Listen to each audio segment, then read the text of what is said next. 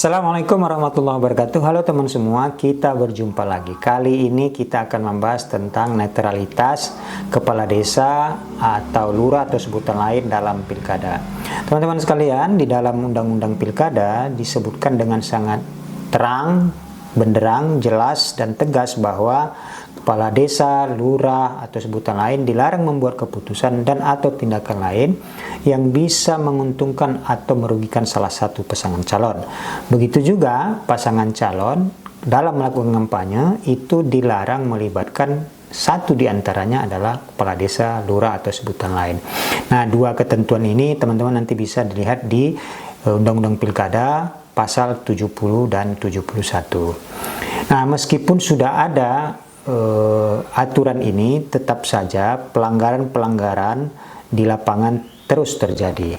Baru-baru ini misalnya media mengabarkan di Provinsi Jawa Tengah ada pertemuan para kepala desa di sebuah hotel berbintang yang konon katanya itu adalah silaturahmi di antara para kepala desa, tetapi diduga kuat itu adalah semacam pertemuan konsolidasi bentuk dukungan yang akan diberikan kepada salah satu pasangan calon yang sedang berkompetisi di sana. Kalau di Kabupaten Serang, Provinsi Banten lain lagi. Di sana bahkan sudah ada tersangka seorang ketua Abdesi ditetapkan sebagai tersangka oleh Bawaslu-nya setelah melalui proses pengkajian di Gakumdu karena diduga kuat terbukti melanggar netralitas. Nah, sekarang sedang berproses ya sampai mungkin ke pengadilan, karena kalau sudah tersangka tentu akan dilanjutkan proses hukumnya. Pelanggaran-pelanggaran netralitas ini sebenarnya bukan hanya terjadi di dua tempat ini, tetapi di banyak tempat. Nah, ini bisa kita cari tahu atau bisa akan terkonfirmasi ketika kita mendapati banyak berita baik media massa cetak, elektronik maupun di media sosial yang mengabarkan atau menginformasikan soal netralitas para kepala desa beserta aparatnya. Dan soal netralitas ini bukan hanya menjadi soal pada pilkada kali ini, tapi juga pilkada-pilkada yang lalu. Jadi setiap pilkada 5 tahunan atau pemilu 5 tahunan selalu saja muncul soal netralitas ini. Nah, menarik memang apa yang mendorong para kepala desa ini mau cawe-cawe, mau ikut terlibat dalam aktivitas-aktivitas politik yang sebetulnya itu dibatasi untuk memberikan dukungan kepada salah satu pasangan calon kepala daerah yang sedang berkontestasi di sana, atau kalau dalam pemilu legislatif mendukung salah satu caleg yang ada di sana. Dalam amatan saya melihat paling tidak ada 3 mengapa para kepala desa ini mau, apakah itu secara sukarela atau terpaksa, kemudian dilakukan secara sendiri atau berjamaah rame-rame, diam-diam, samar atau secara terbuka, terlibat mendukung salah satu pasangan calon. Pertama, mungkin mereka mendapatkan janji atau sudah menerima imbalan, baik itu dalam bentuk uang atau materi lainnya. Jangan lupa bahwa dalam politik ya itu tidak ada yang gratis, apalagi yang dipertaruhkan cukup besar, jabatan dia sebagai kepala desa.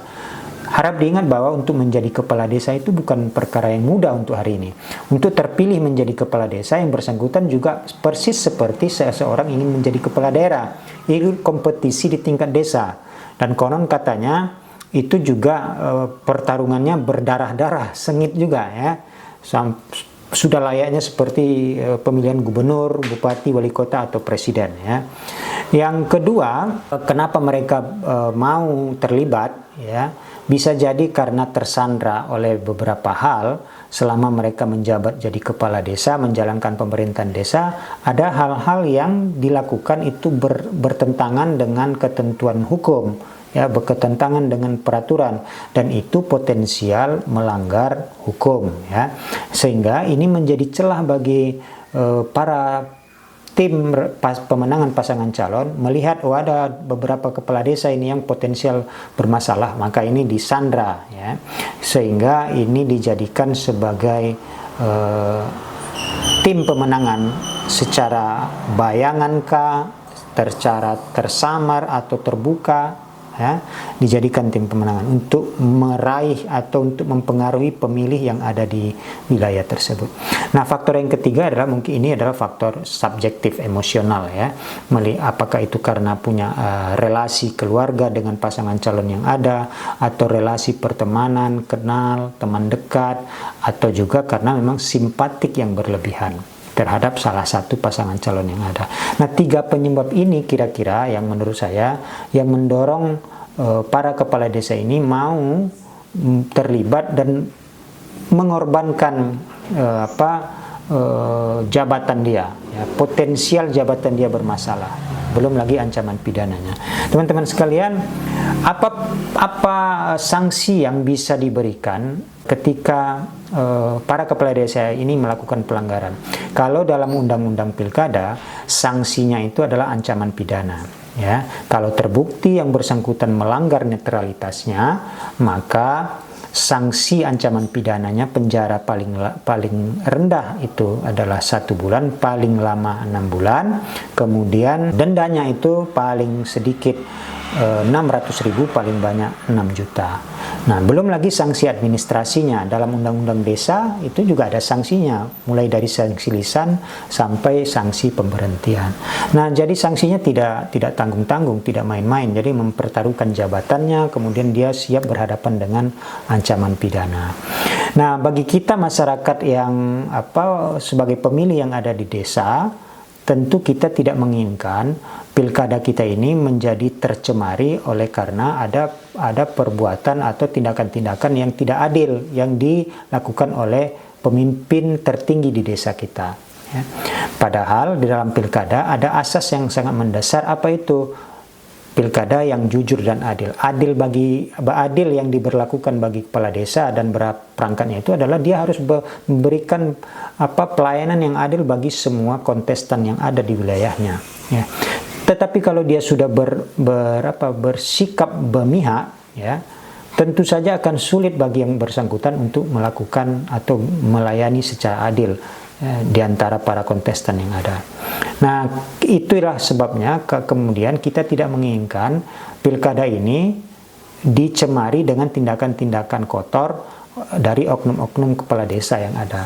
Ya, kita juga tidak ingin institusi desa kita, institusi pemerintahan desa kita itu menjadi alat politik bagi kelompok-kelompok yang hanya menginginkan pemenangan, hanya mengejar kemenangan, mendapatkan suara yang banyak tanpa mengindahkan aturan, norma, dan sebagainya.